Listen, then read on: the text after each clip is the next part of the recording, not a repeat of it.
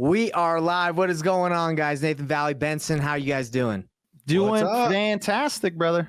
Hey, guys, we got something really important to talk about. It's called how to pick a wholesaling real estate market to work in.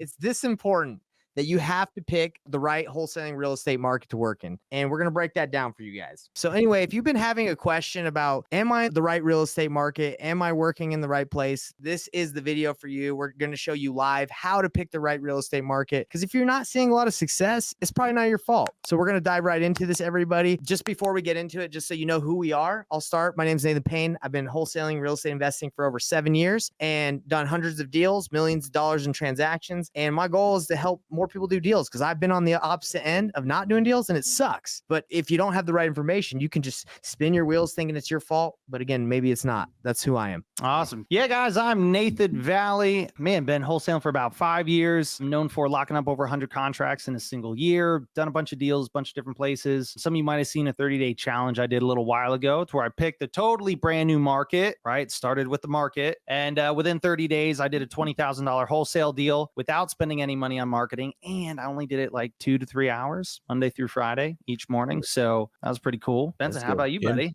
Impressive. Who are you, Benson? Yeah, that is awesome. Yeah, Benson Juarez, one of the owners of Privy Real Estate Investment Software. I've been doing real estate for over 20 years.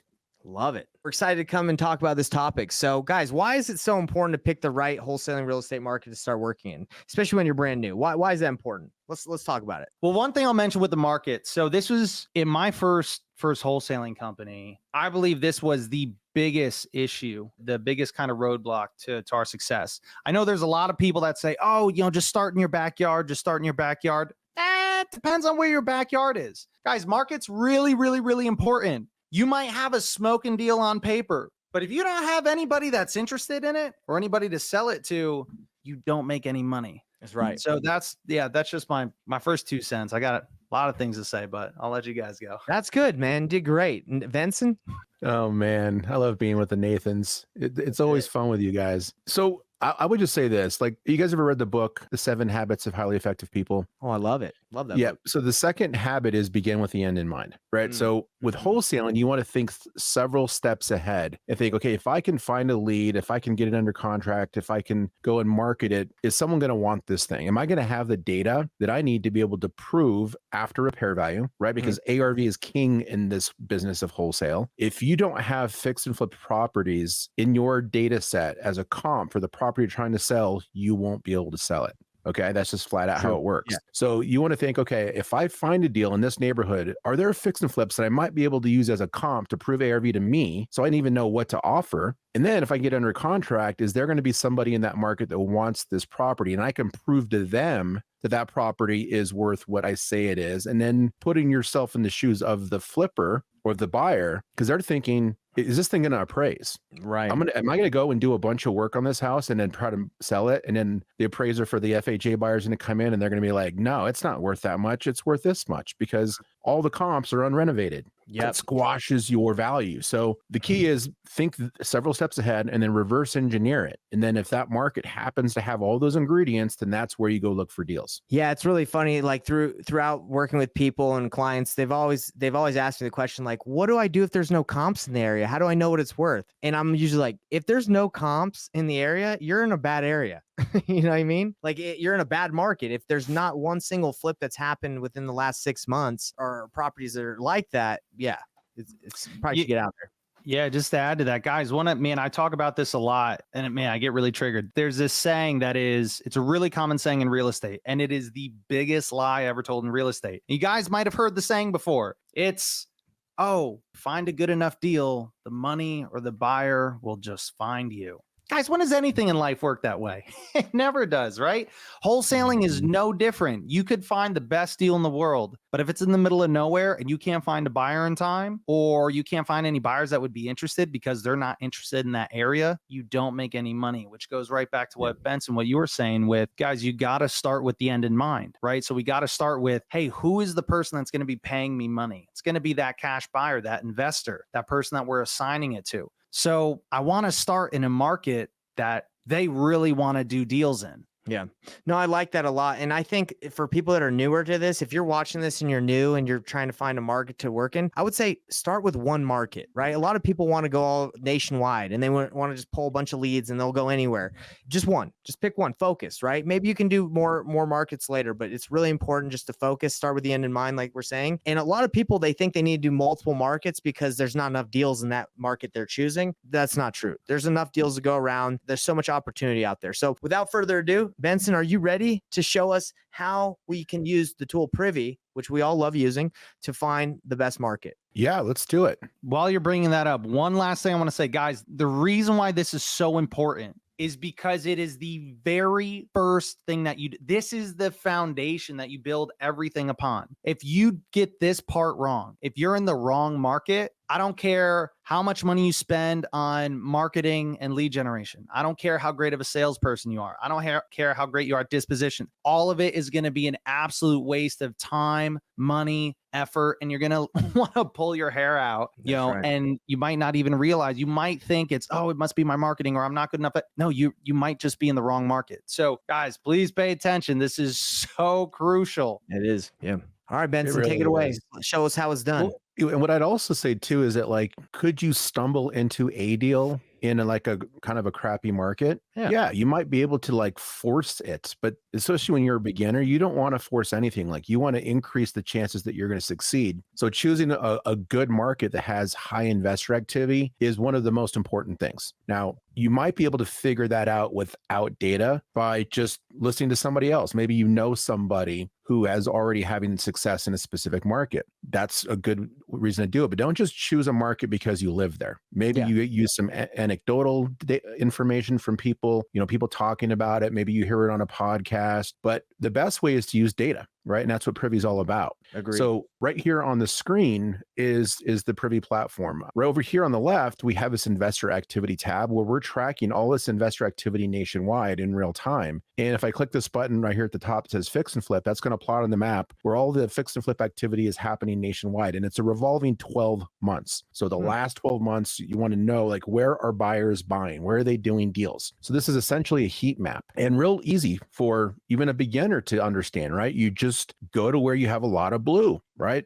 Avoid these areas that don't have blue, where it's not some complicated chart or graph or a spreadsheet that you have to try to interpret. It's like, okay, I don't want to be looking for deals in Hays, Kansas, because no one's doing deals there. I won't have the comps, and there's no demand, there's no buyers. So then you start to go over here to the Midwest, right? Which you see a lot of blue. Now, then you're starting to think, okay, well, there's a lot of blue. Now what do I do? Well, you look for larger circles with higher numbers. This is the same thing that I did, you guys, 2 years ago when I was trying to find a new market outside of Colorado, and I chose St. Louis. Look at all the activity here in the St. Louis market, right? Yeah, So let's drill down tons here. of opportunity out there.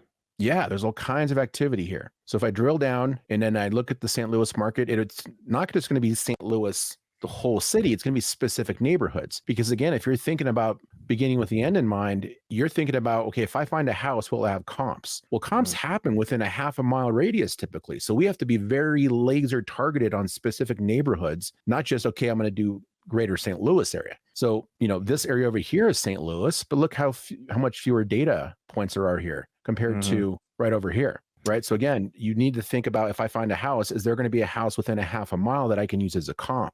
And then here are all those data points. So you can see really easily, like which streets are the majority of deals being done on. Exactly. This is how I would choose a market. Now, and that helps with your marketing piece as well, right? Like you're like, okay, I can actually target this specific area of St. Louis versus like, let me pull every absentee owner in the greater St. Louis area. You're pulling a giant list, and that's a lot of money. So you can definitely be way targeted. Yep. And then you can download this, right? So there's two steps to this. There's the market and then the demand. So the demand is caused by the buyers themselves. So we could actually export all of the buyers here into a CSV file. And we've got a good beginning of people we can start reaching out to start building rapport, talk to them, learn their buy box, and start to build those relationships who we can eventually disposition properties to once we find a deal here. But it's going to be way easier to do that when you know what they're looking for. And we know what they're looking for because each one of these properties were flipped. We know that the buyer that flipped this one will buy a 4-bedroom, 2-bath, 2,100 square foot house in 63111 if we can find one. That's right. And the Well, nice thing, Benson, is on a lot of those, you can even see the prices that they paid for it. So guys, that's one of my favorite parts with this is I like to keep things really simple. I personally, I'm not really big on, getting things at a certain percentage of ARV or what. I like to look at, okay, this house, when he bought it, there's a before picture and it looked like this. And he bought it at this number. Okay, I've got a deal that, looks like it needs a relatively similar rehab. Okay, chances are he'll probably pay something around that same number, right? If it's a similar comp to the one that I'm looking at. And, it doesn't have to be rocket science. And that's where, guys, tools like this can be so helpful because it really, really, really helps with, pretty much the most difficult questions in wholesaling, which is, oh man, what is this thing going to be worth? All fixed up, right? What's the ARV? What's the after repair value? And then also, what would a buyer pay for it? I can pretty much get both of those answers really easily, from what you're looking at right now, Benson. Exactly. Yeah. Mhm. Yeah. I feel like that's the hardest question that people like have to face as wholesalers, real estate investors is like, what is this worth? Or what can I sell this for? But this tool helps out with that. Yeah, one of the more difficult things to get a gauge on is like how much of a discount do I have to negotiate for it to be a deal? Right. And every market's different. So like in higher priced areas like the coasts or in some of these major cities, you can pay a higher percentage of after repair value and it'll still be a deal. If you're in a really low priced area, that percentage of ARV starts to get pushed down because the cost of drywall is the same whether you're building $1 million home or whether you're building a $100,000 house, right? And so the percentage of costs increase, which means you have to get it at a deeper discount. And so a lot of that understanding of the market, what's like the realities of a local market, you can gather from the data. Another thing that's really cool is that there's always that discussion about, well, can you get on market wholesale deals in an area or do you have to go off market? Well, it's the St. Louis market is actually a mixed bag, but check this out. They got this property direct from seller, which means they had to market or they had to do some sort of lead generation to get it. They paid 65% of the ARV for this place. I promise you, there are properties that people are finding here in this market that they got from the MLS that at a way deeper discount than 65% with zero marketing. Very interesting. Yeah, no, agreed. Definitely deals that can be done off of finding properties off the MLS for sure. Now, Benson, I want to ask you about this, and Nathan, I want to ask you about this as well. So when picking a market too, what I've found is on the West Coast, like California, Oregon, Washington, Utah, Arizona, the prices of real estate are more expensive, right? The ARVs are higher. So the assignment fees are usually bigger than Midwest or South or East Coast. Not all East Coast, but you can usually do maybe more deals in Midwest, but the assignment fees are smaller. As if you do a deal in California, it's probably going to be a little bit less, the volume's going to be less, but the assignment fees are going to be bigger. Have you seen that, Benson? And would you agree? Nathan, would you agree? What do you guys think? 100%. Yeah. The higher the prices are, then the larger the assignment fee can be. And you see those buyers who get offended when wholesalers make money, right? So if you've got a really low price point and you got a large assignment fee, then that they get mad. I don't know why. Yeah. That's just the way it is. But if you're in a high priced area and that assignment fee is a smaller percentage of the total cost, then they're not as offended when you make money. It's just kind of the way it goes. Me and Nate did an $86K assignment fee a couple of weeks ago. The buyer didn't care. And it's because the price points were higher, right? He texted me and congratulated. He was like, oh man, you guys made out well on this one. I'm like, congrats. Yeah. For making $86K from the buyer. That's but awesome. Yeah, just to add to that, I mean, so one of the first markets I was in, again, market being the foundation of everything. I was in a market to where I had the opposite problem. The price point was so low. We were getting deals in these areas to where ARVs were like, maybe 110, 120. And the thing is, guys, is when you're dealing with that low of price point, and guys, some neighborhoods were even lower than that. The thing is, there's less meat on the bone. There's less to work with. Someone cares a lot about $1,000 when they've only got, $40, $50, $60,000, whatever to work with versus if I'm working with a $700,000-$800,000 home, it's a lot easier for me to carve out a fee. Some of the things when picking a marketplace, just kind of a few things.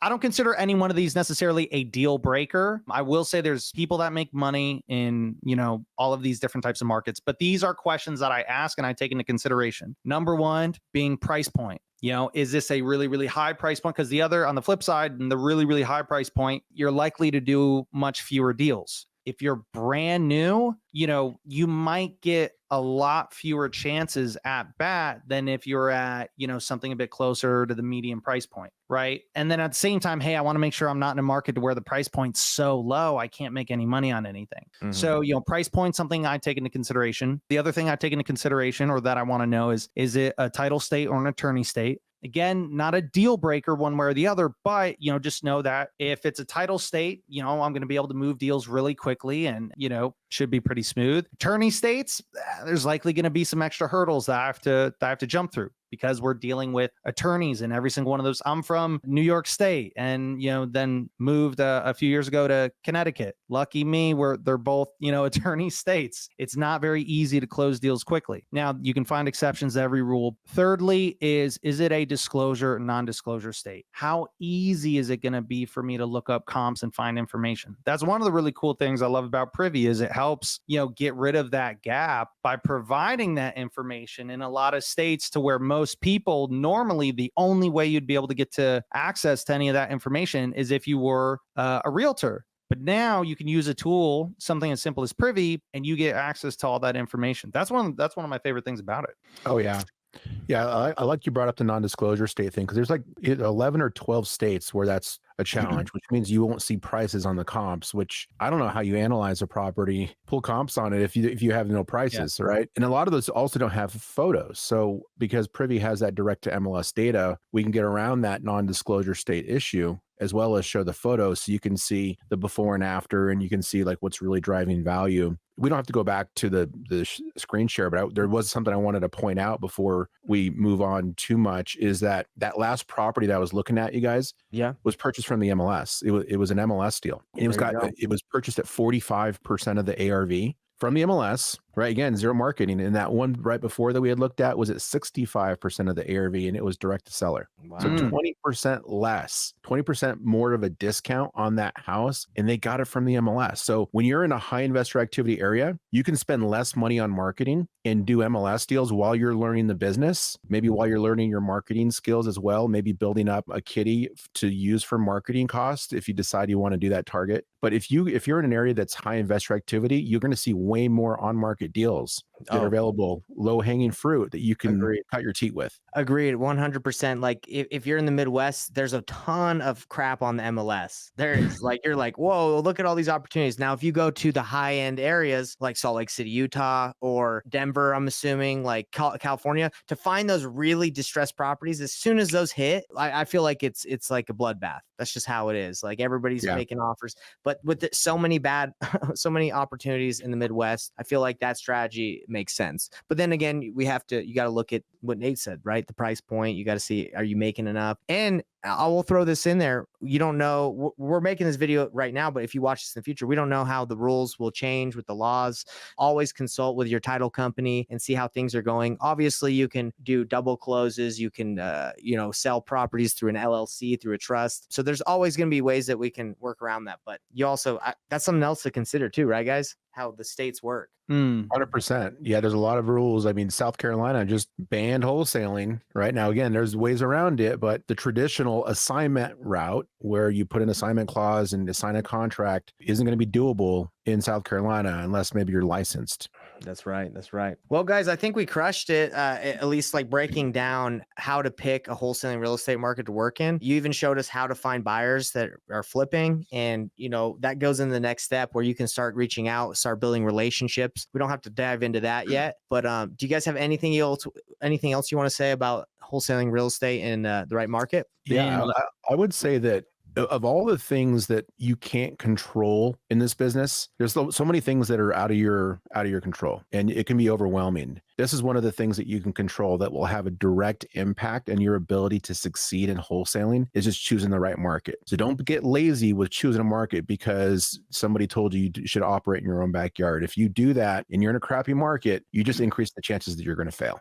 100%. That's good. Yeah, I'll follow that up with a real brief story about a gentleman named They've heard this story once before. So there's a gentleman named Dan Kennedy. He's known as like the godfather of direct response marketing. And he was given a presentation on stage one time and asked everybody, hey, if you could open up a hot dog stand and have any competitive advantage, what would it be? People start yelling out answers. Oh, I'd want the nicest hot dog cart. I'd want the best recipe for hot dogs. I'd want the best location. And he goes, you're all wrong.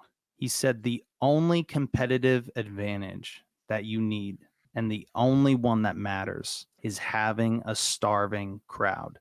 So guys, when you pick the right market, right, this is kind of the fundamental that we've been talking about this whole time. You want to pick a market to where there's a starving crowd of investors that are hungry for the deals you're bringing to the table. And we talked about a bunch of kind of tactics of how you can make sure you're in a good market, but that's the last thing I got for you guys.